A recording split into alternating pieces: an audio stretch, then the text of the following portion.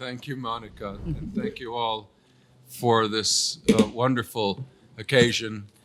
I'm always happy to come back to Fransisco Marroquín, and of course, being able to come back and be honored at the same time is an especially unique treat for me, and I'm truly very happy about it.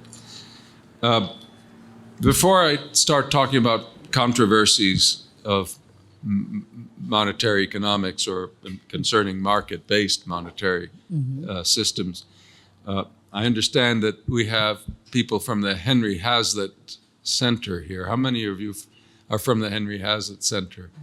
Any others? Quite a few. I want to tell you a story. I interviewed Henry Hazlitt when I was just beginning graduate school back. It would have been around 1981, I think, or 82. And very nice man, very charming. And I got him to sign a bunch of his books for me then. Well, since I have moved several times, and those books stayed with me, others got sold until my move here, moved to Spain, to Granada in October 2022. So I sold the rest of my books, almost all of them then. And the used bookstore that bought the books said about the Hazlitt volumes, "Oh, we're not going to pay you for these outright. We're going to put them on consignment because they might be worth a little more than what we would give you right now." Anyway, time went by. I may have gotten, I suppose they sent me a check for the books, but I didn't notice how much it was, and I don't think it was very much. It was not bad. Then I saw all the books online, advertised by a British bookseller. And I knew they were mine because they had photos that showed the dedication to me. And they all were for sale for between 4,500 and 10,000 pounds each. Wow. Pounds, British pounds.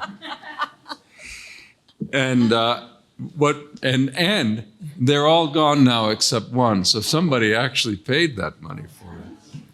Anyway, now I know how much Henry Hazlitt is really worth. So to the topic, this is actually the talk that I'm looking forward to the most because I love controversy.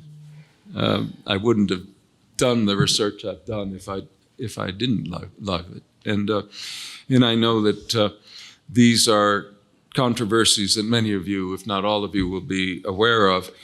The five I've chosen to talk about are, first, the controversy about the place of fractional reserve banking in a market-based monetary system. That's a huge one. Second, the place of free banking, or what free banking really means. Third, whether whether deflation is desirable and when.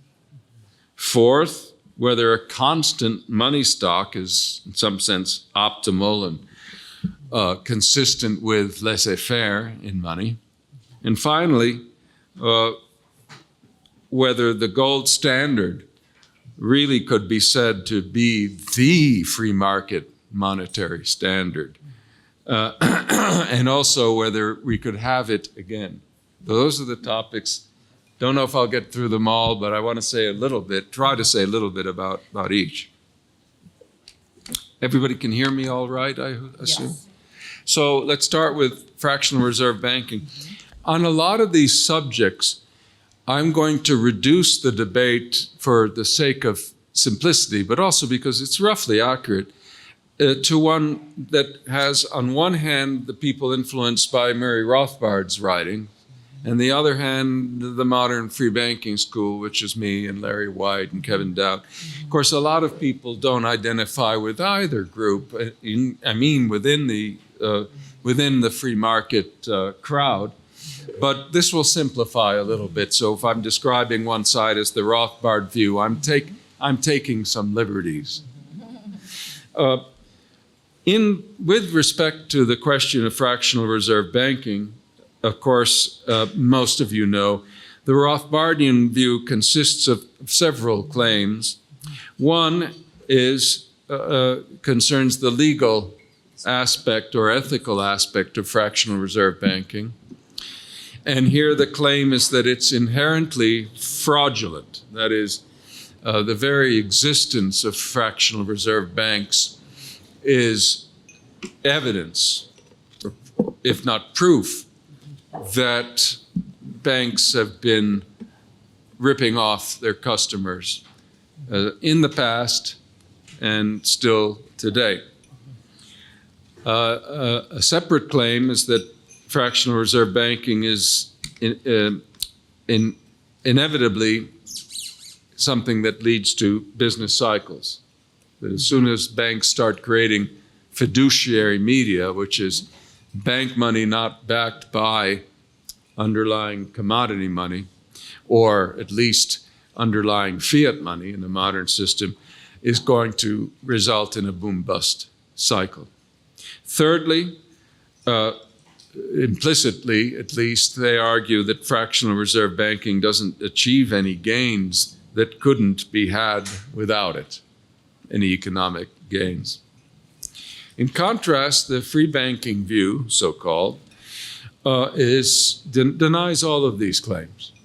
It denies that there's any fraud involved in fractional reserve banking, either today or in the past. That is, no systematic fraud. Of course, individual bankers may have engaged in fraud of various kinds or other illegal or illicit activities, but our claim is that there's nothing to the story that fractional reserve banking per se is a criminal or unethical undertaking. We deny that fiduciary media, the creation of fiduciary media is necessarily destabilizing, and indeed argue that sometimes it's quite stabilizing and valuable.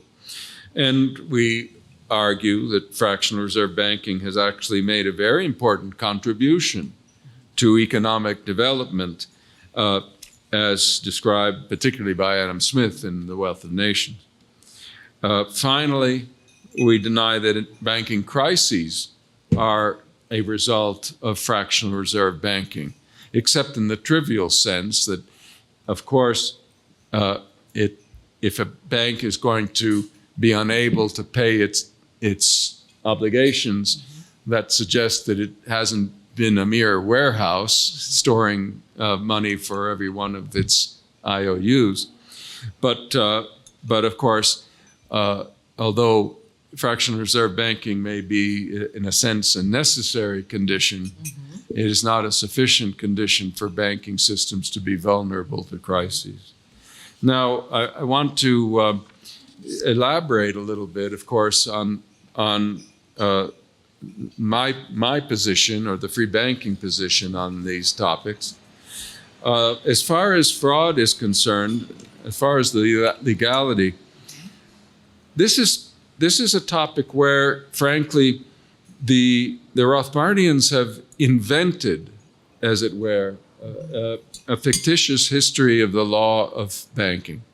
They've invented it, and what they have done is to confuse banking contracts with storage or bailment contracts.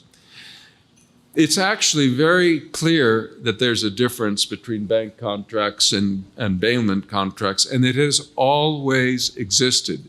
In fact, the distinction is older than banking itself, and you can trace it back to ancient times.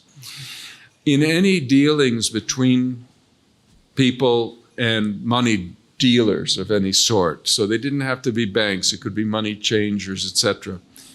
The ancient law had it that if you handed loose coins to the dealer, the coins became the dealer's property. That is, in the case of money, which is not the case with other goods, possession, ownership followed possession. Now, there are fundamental reasons why this principle developed, but it had to do with the fungible nature of the coins and the difficulty of identifying specific coins. So that if there had been a theft or something like that, and you wanted to prove that somebody had stolen your coins, you couldn't really do it by saying, well, I know that's definitely my coin, unless you had done something to mark the coin or otherwise distinguish it. So ownership of loose coins followed possession. And this is a very ancient principle, sometimes summed up as lost train of thought. Money has no earmark. Money has no earmark. That didn't mean you couldn't have storage or bailment services with coin. You couldn't hand over coin without losing ownership. But you'd have to put it in a sealed container. And then that coin could be distinguished from other coins. The money changer or banker was not supposed to do anything with the coin but store it. And that was the principle. So we know that this was so, and we know the court cases that reaffirmed it many, many times during history. So it simply wasn't true that banks that were dealing in loose coin, when they received the coin, were understood by any legal system to have a duty to store the coin. They literally, legally became the owners of the coin, which meant they could do what they pleased with it, because it's theirs.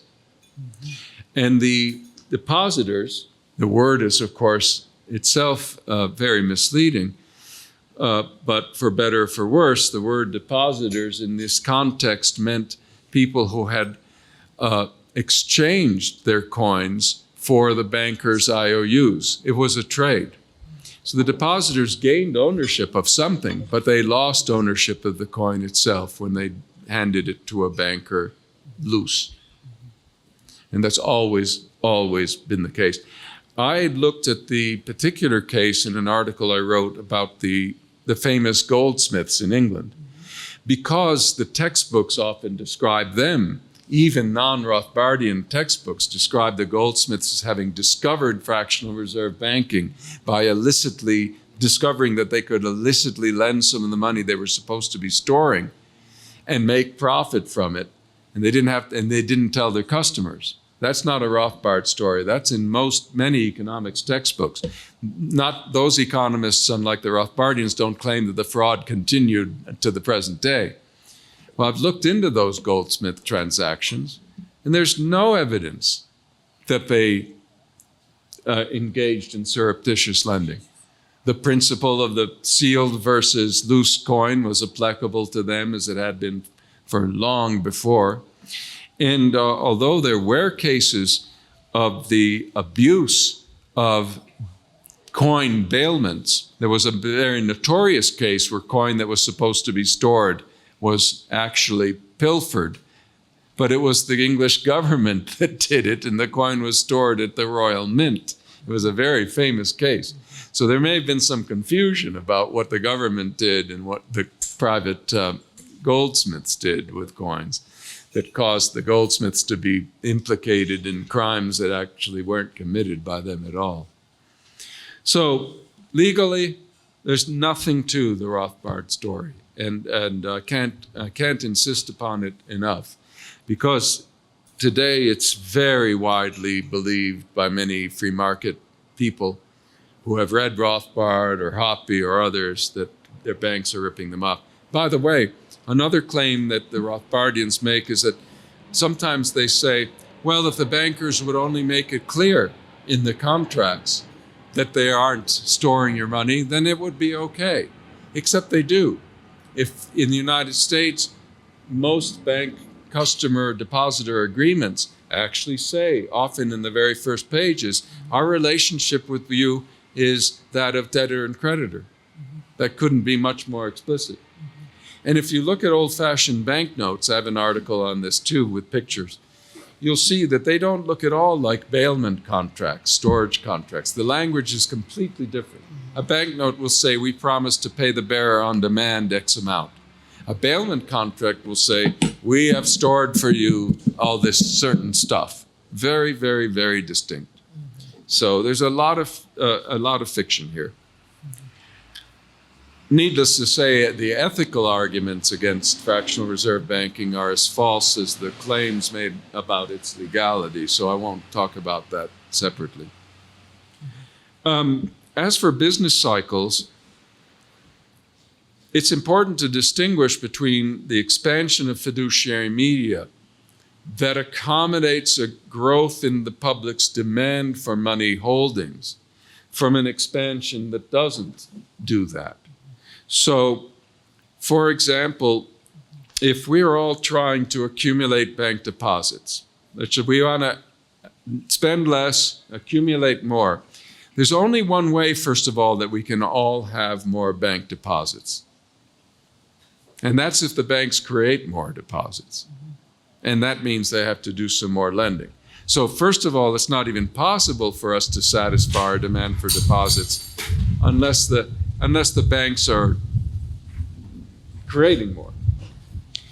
But this also doesn't have any business cycle consequences, because it means we're spending less by trying to accumulate bank IOUs.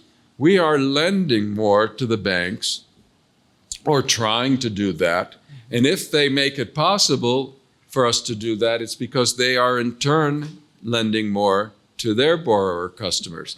So the banks are taking advantage of their customers being willing or wanting to spend less and hold more of their IOUs to make more loans so that the borrowers can spend more. So the spending of the borrowers is in these cases perfectly replacing what was spending by the other bank customers. You're not increasing the total flow of spending, and there's no reason why, therefore, you should have anything that would cause excessive false profits in the economy.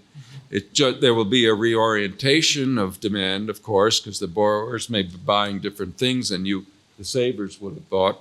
But there's no business cycle consequences.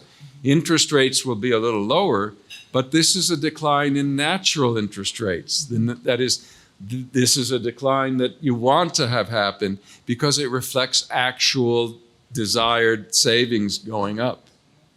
So this isn't saying that banks' expansion of fiduciary media can never cause business cycles.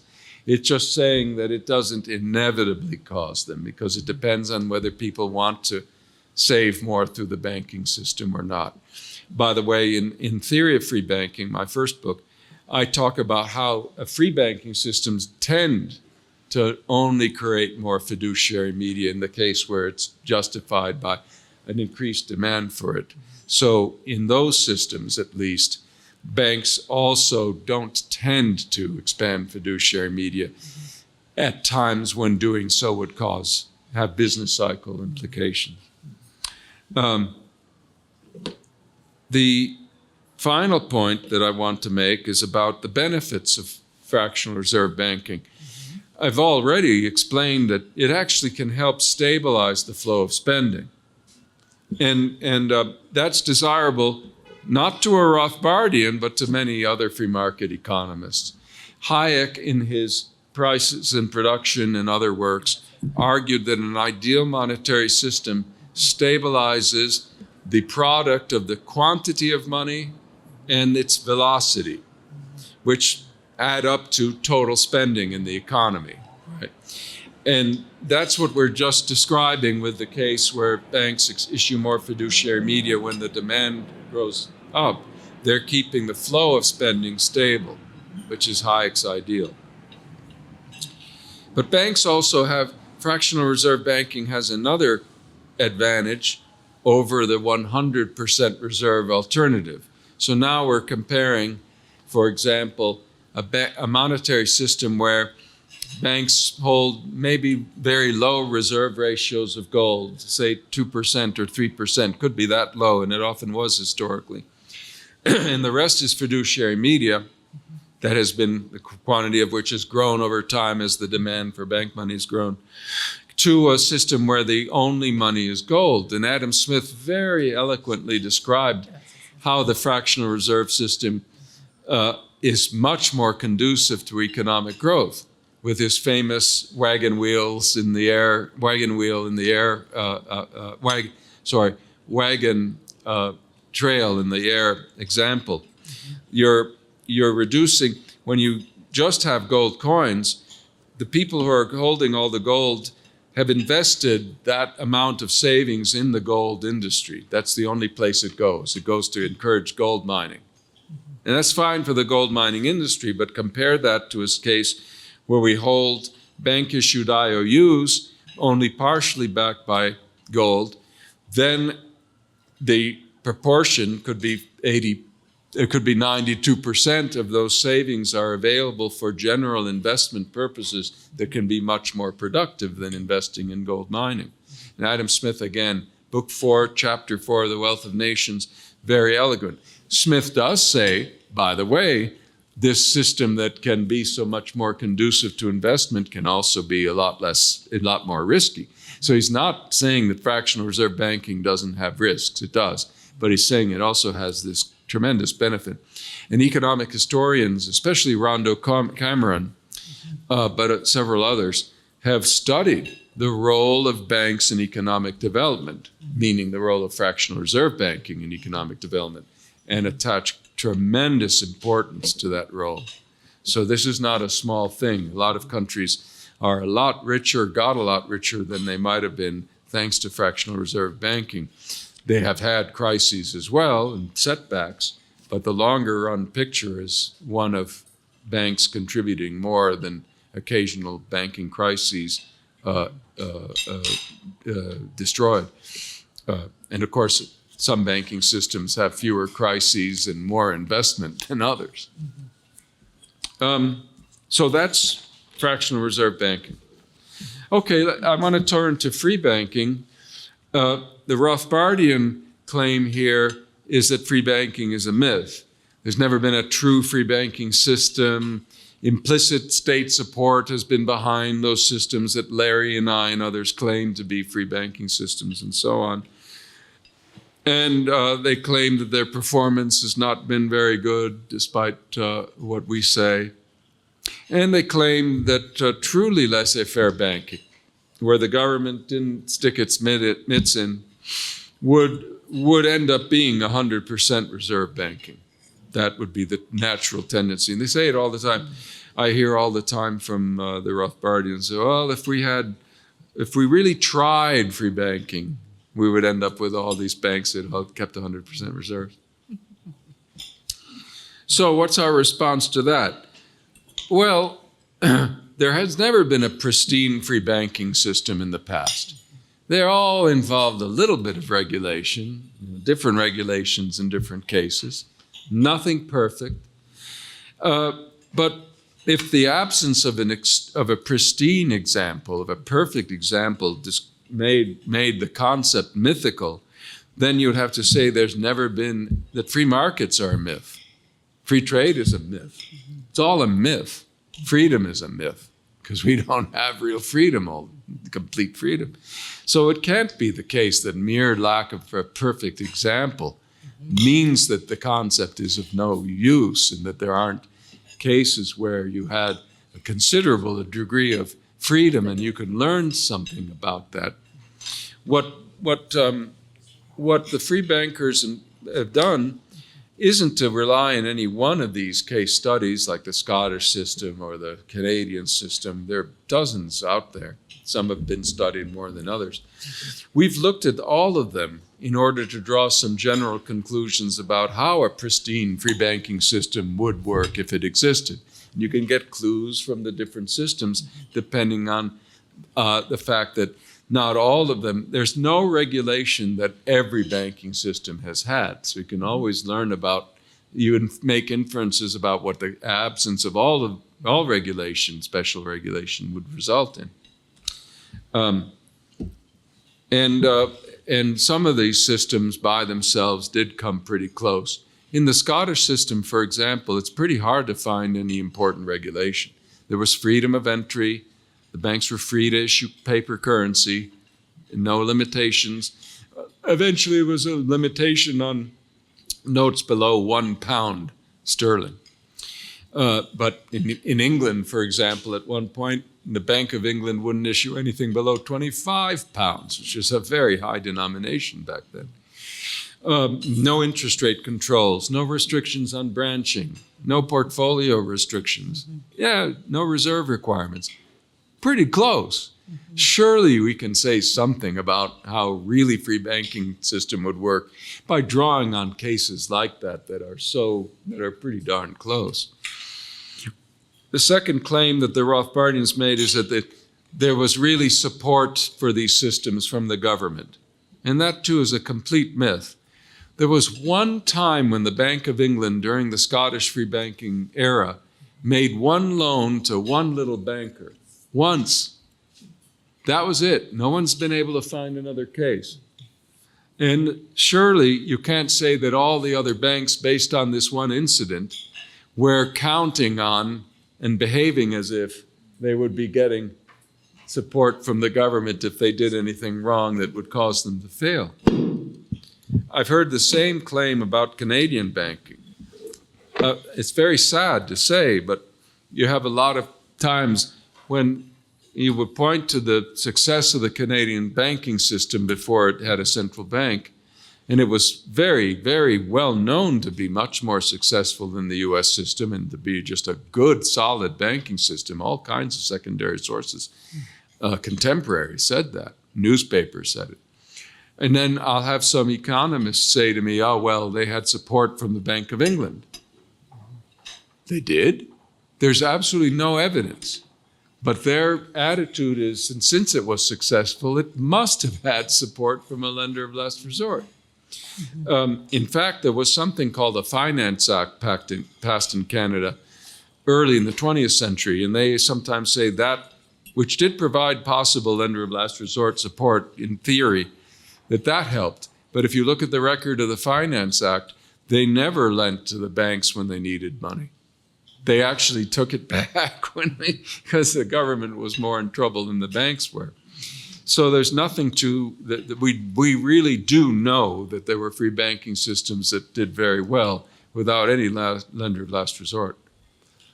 Finally, people will point to Walter Bagehot and they'll say, this is the great English economist, polymath, who wrote Lombard Street. Supposedly the book that explains why England needed the Bank of England to serve as a lender of last resort to have a stable banking system. Most of these people, and then they say, therefore, Walter Bagehot teaches us that all countries need a central bank to act as a lender of last resort. If you read the book, which is, it's a good idea to read a book before you decide to tell people what it says. Bagehot says that England would have been better off without the Bank of England, with a natural system where all banks had equal privileges. But since it's stuck with the Bank of England with all these privileges, the bank is itself a cause of instability and has a public obligation to rescue the system when it gets in a crisis. He was anti-central bank. Okay. So that, I think, is most of what I want to say about free banking. The last point, 100% reserves. The Scottish system in its heyday, 1820s, the banks held specie reserves, gold or silver, of 2% or less, amazingly low. That wasn't because they were dangerous. It was because they learned, the confidence in them was so high that they learned they could afford to get by with that small amount of reserves. And they did quite well for the most part, with one big exception.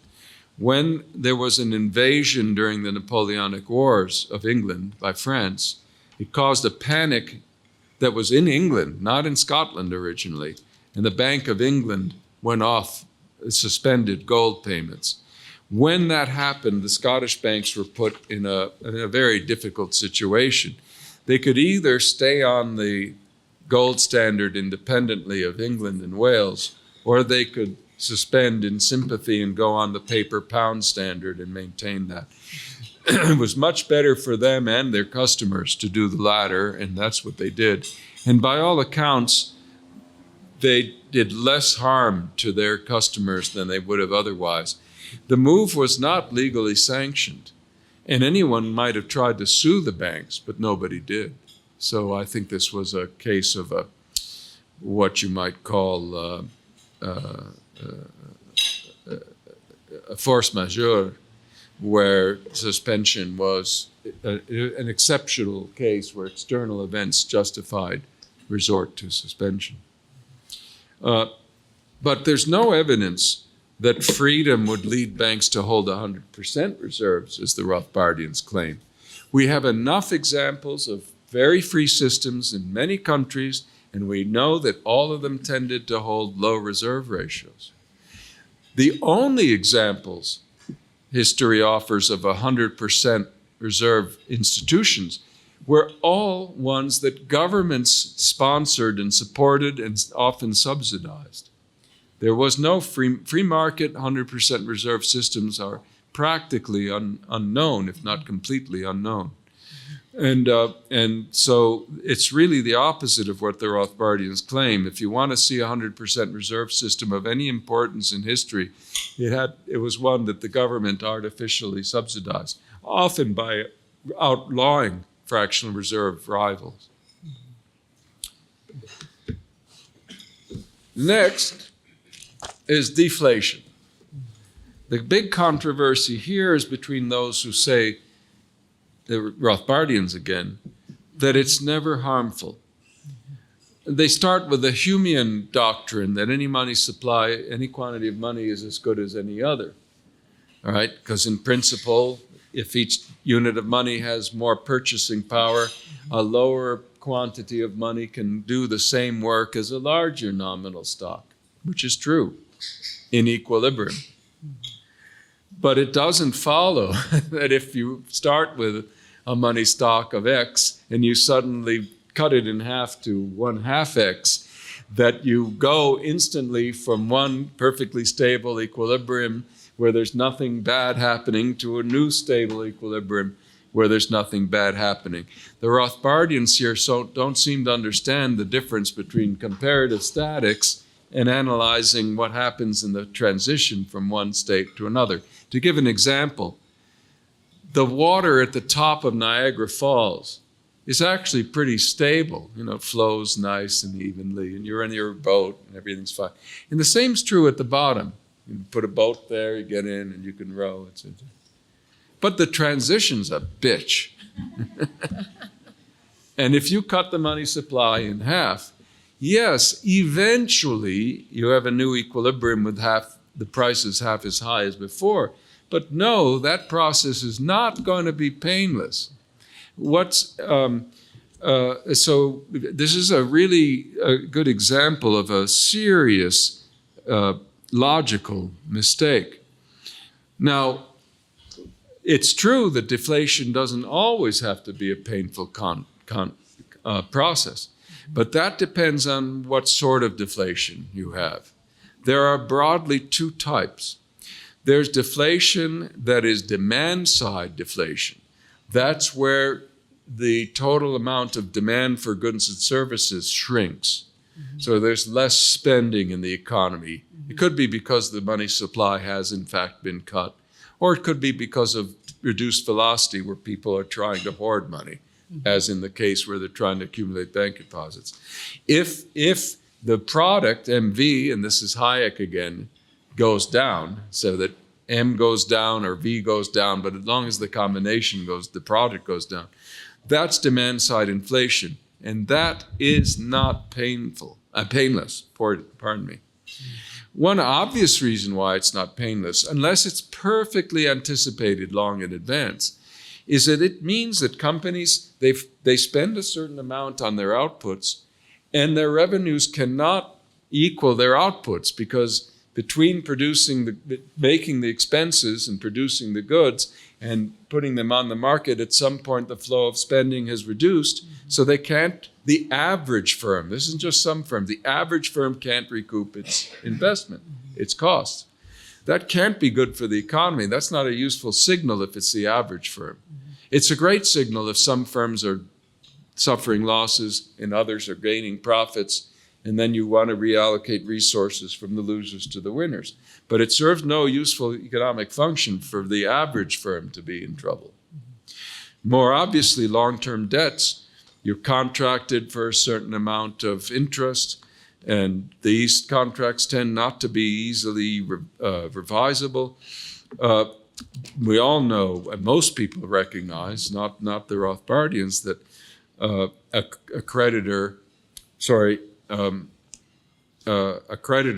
who owes a certain amount of principal and interest to a bank, when he has to pay that same principal and interest despite falling prices, he's really paying a higher real rate of interest, and the creditor is gaining a windfall. And this is very well recognized by most people. It's also recognized that there are costs to adjusting contracts at the last minute, like salaries of professional sports, figures, athletes. On the other hand, there's a different kind of deflation. So this is the deflation that's harmful that the Rothbardians pretend is not. There is a kind of deflation that isn't harmful, but that's when it's driven by productivity or supply driven. In that case, what's happening is firms' costs are declining, their unit costs. So they, let's say a firm's unit costs decline, they're producing more output with the same inputs, real output and real inputs. The money flow isn't changing in this example. We're abstracting from that. Then the only way they can sell the greater output is, of course, sell it at a lower unit price. But the prices in this case the output prices are falling along with unit costs. So profits aren't adversely affected. And so this can be happening in a few industries, it can be happening in a lot of industries, as long as the overall deflation rate reflects the underlying improvement in productivity or decline in unit production costs in the economy, there is no reason why firms should suffer for it. And the same is true for debtors and creditors. And there you have to realize that the bad deflation hurts debtors and creditors because assuming that it's unanticipated. Well, if we stick to that assumption for the other kind, the supply-driven deflation, so people aren't expecting that deflation, even though that's coming now from falling unit costs. But that means they're not anticipating the falling unit costs, that is, the increased real output. So now think about that. If I misestimate the deflation, but I misestimate the increase in output, which is real income, by the same amount, the two errors cancel out.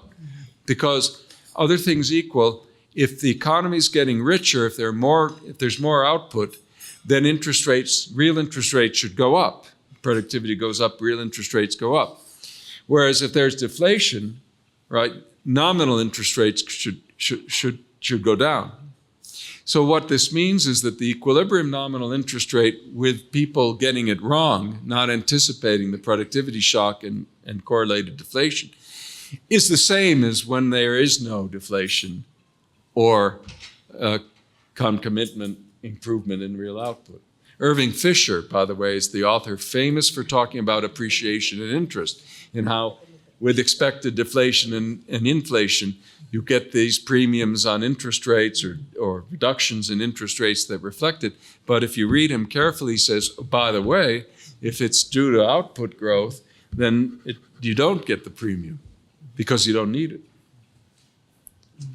So I'm saying all this, by the way, I should be a little more concrete by pointing out that Philip Agus has a whole book about deflation. It's not the only one coming from the Rothbardian wing.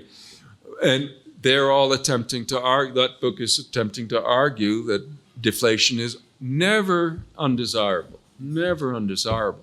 And they've written several other books. Most recently, there was a series of an essay written by another Rothbardian, Mises Institute economist, also making the argument that deflation is never harmful. And what he did there was basically the comparative statics exercise. He said, look, at every point in time, we have an equilibrium where in the absence of controls of prices, the demand for money is equal to the supply, the price levels where it needs to be given all the circumstances.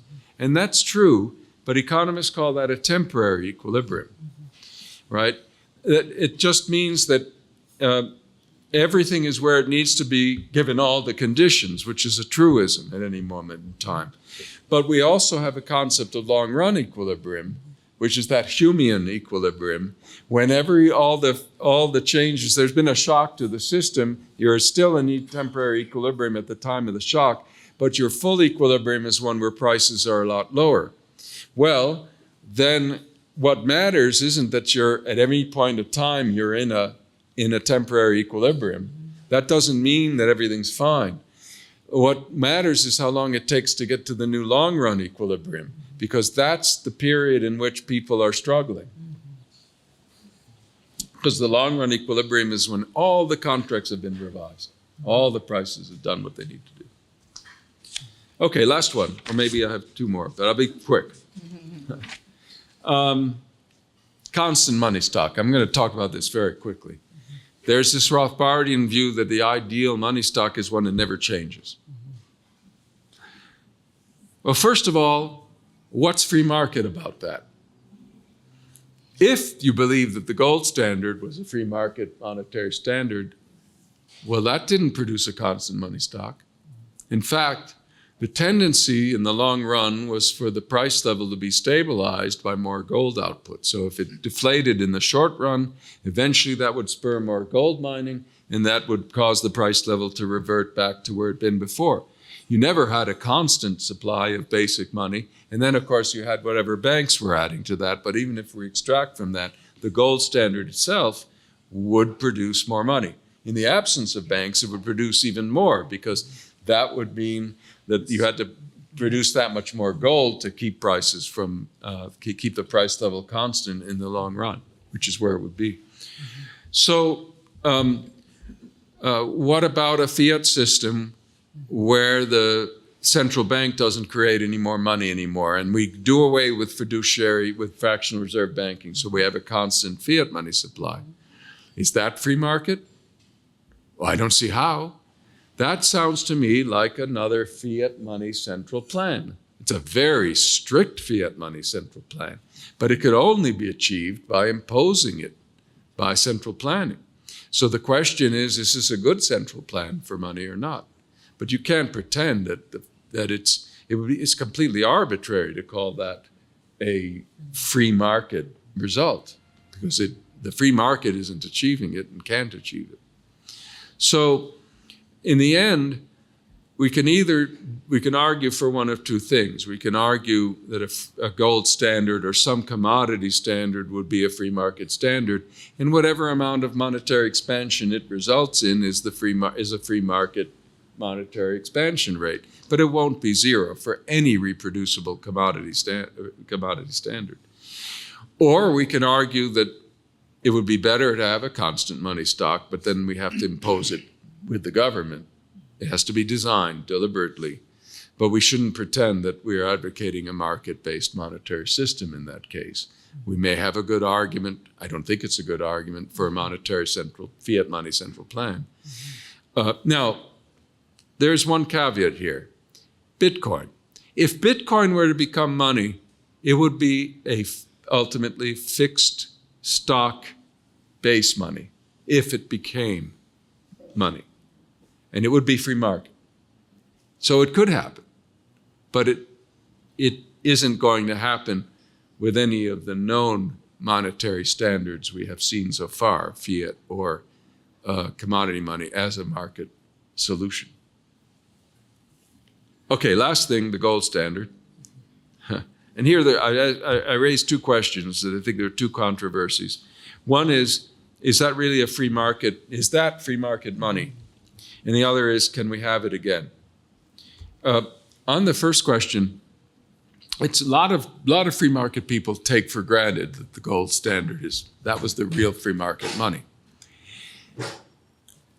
But we really have to doubt that because, first of all, although gold monies have existed since the very beginning of any sort of metallic money, gold money is as old as any metallic money. That's true. And certainly one can imagine gold monies that were free market based.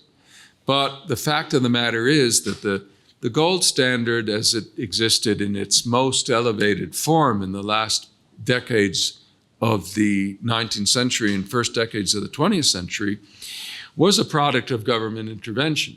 Many governments had been on bimetallic standards, which are gold and silver with adverse consequences that resulted. It was only when governments started deliberately embracing the gold standard in the 1870s and later that the classical gold standard as we know it emerged. It's quite possible that silver would have been a more popular monetary metal otherwise if governments hadn't acted deliberately to encourage gold. They also encouraged the switch to gold. They will take your soup. Okay. Yeah, I'm sorry I haven't had a chance to. They also encouraged switching to gold through the arbitrary bimetallic rates that they adopted, which could cause gold to become the de facto standard if it wouldn't have been otherwise. So it's not clear that we should think of the gold standard as, oh, of course, if we'd had laissez-faire, we all would be on gold. Every country would be on a gold standard. Mm-hmm. The other question I'll conclude with is whether a gold standard is something that can easily transition to again. Here I would say, of course, many free marketeers think you can do it. Larry White thinks you can do it. I'm very skeptical on this. Mm-hmm. First of all, we need to remember that this really successful classical gold standard I was talking about before was international. And it worked as well as it did, was as stable as it was, because it was international. The greater the number of participants in a gold standard, the greater the stability of that standard will be. So if you were to have any one country, even the United States, switch to a gold standard, you wouldn't reproduce the behavior of the classical gold standard that way. You might have a lot more instability. Mm-hmm. Second, though, it's very hard to restore a gold standard once governments have interfered with it and broken it down, because what they have done is undermine confidence in their own ability to maintain such a standard. And indeed, today we know that governments aren't any good at maintaining any sort of fixed exchange rate system. We don't trust those systems. People will run on them. People will engage in what economists call speculative attacks. So, how would we get a gold standard? If the government did it, I think there would be a great probability that a speculative attack would destroy the new gold standard in a very short period of time. People no longer lack the experience that once upon a time, they didn't know that governments could just stop payments and not pay and not restore the gold standard again. Now we know that they do that all the time, that sort of thing. But what's the alternative? The alternative is a spontaneous switch to the gold standard, but that's very unlikely to happen because network effects make it very hard for people to switch monetary standards. You can switch and I can switch, but we're back to the problem of coordination, that you don't change a standard unless you can get everybody to change about the same time, and that's not easy to do spontaneously.